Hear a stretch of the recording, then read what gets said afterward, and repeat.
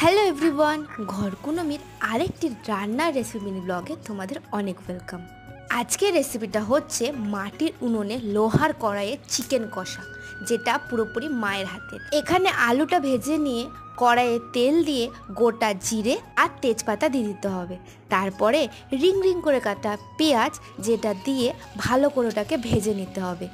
এখানে মা শিলে নিয়ে নিয়েছে শুকনো লঙ্কা, আদা, রসুন আর গোটা জিরে।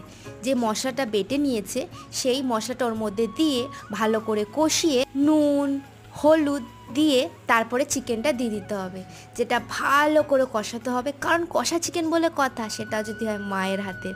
আচ্ছা, তোমরা চিকেনের আলু ভাজা খেতে কে কে ভালোবাসো বলো তো? আমরা দুই ভাই বোন কিন্তু ভীষণ ভালোবাসি। এখানে আমাদের কষানো হয়ে গিয়েছে আর মা অল্প করে জল দিয়েছে।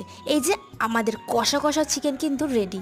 আজকে দুপুরে লাঞ্চটা কিন্তু জমে যাবে। দেখা হচ্ছে নেক্সট ব্লগে। টাটা।